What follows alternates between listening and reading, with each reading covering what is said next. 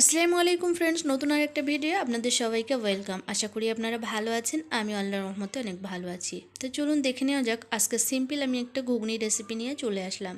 তো এখানে কড়াইতে তেল গরম করে দিয়েছি। তেল গরম করে দেওয়ার পরে এর মধ্যে আমি একটা তেজপাতা, দুটো দারচিনি দিয়ে দিলাম। দিয়ে দেওয়ার পরে আমি একটা বড় সাইজের পেঁয়াজ কুচিয়ে দিয়েছি। তারপরে আমি 3 থেকে 4টে কাঁচা লঙ্কা দিয়েছি আর একটা টমেটো কুচি দিয়ে আমি এইভাবে ঠিক এটাকে নেড়ে চেড়ে একটু লাল লাল করে ভেজে নিচ্ছি।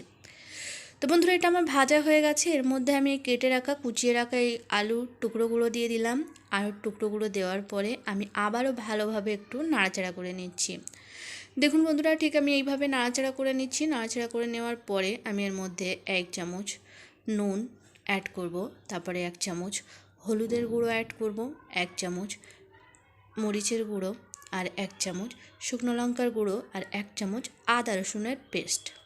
তো বন্ধুরা, আমি মশলাগুলো অ্যাড করে দেওয়ার পরে আবারও ভালো করে একে কষিয়ে নিচ্ছি। ঠিক এইভাবে আমি 1 থেকে 2 মিনিট এটাকে কষিয়ে নেব। দেখুন বন্ধুরা, এর মধ্যে থেকে তেল ছেড়ে দিয়েছে। তারপরে বন্ধুরা, আমি গ্যাসে বসিয়ে দিয়েছি বুট। নুন হলুদ দিয়ে প্রেশার কুকারে বুটটাকে সিদ্ধ করতে দিয়েছি। তো বন্ধুরা দেখুন, আমি ঠিক এইভাবে 2 মিনিট ধরে আলুগুলোকে কষিয়ে নেওয়ার পরে আলু মশলার মধ্যে আমি বুটগুলোকে দিয়ে দিলাম।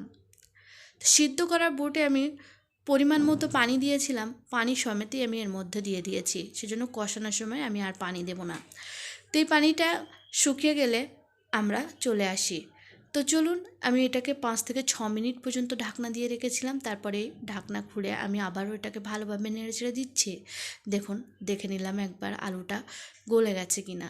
আলুটা তো গলে গেছিলো, সেই জন্য আমি আরও 2-1 বার ভালো করে নেড়ে নিয়ে এতে আমি পরিমাণ মতো পানি অ্যাড করে দিয়েছি। বন্ধুরা, এই পানিটা অ্যাড করে দেওয়ার পরে আমি 10 থেকে 15 মিনিট এটা ফোটাতে দিয়েছিলাম। 10 থেকে 15 মিনিট ফুটে গেলে দেখুন কতটা পানিটা অনেকটাই কমে এসেছে আর এর কত সুন্দর একটা কালার বেরিয়ে এসেছে আর একটা সেন্টও এর মধ্যে থেকে বার হচ্ছে। তো বন্ধুরা, ঠিক আপনারা এই সময় গরম মশলাটা ইউজ করতে পারেন, কিন্তু আমি এর মধ্যে গরম মশলা ইউজ করিনি। তো বন্ধুরা দেখুন কত সুন্দর হয়েছে, দেখতেও কত সুন্দর লাগছে। বুটগুলোও একদম গলে গেছিলো, আলুগুলোও গলে গেছিলো আর খেতে তো অসাধারণ টেস্টি হয়েছিল। তো বন্ধুরা, এটা আমি পরোটার সাথে পরিবেশন করেছিলাম। আর আমার ঘুগনি খেতে খুবই ভালো লাগে। আমার মতো আপনাদের মধ্যে কে কে ঘুগনি খেতে ভালোবাসেন অবশ্যই কমেন্টে জানাবেন। ভিডিওটা ভালো লেগে থাকলে অবশ্যই লাইক করবেন। আমার চ্যানেলটিকে সাবস্ক্রাইব করতে ভুলবেন না।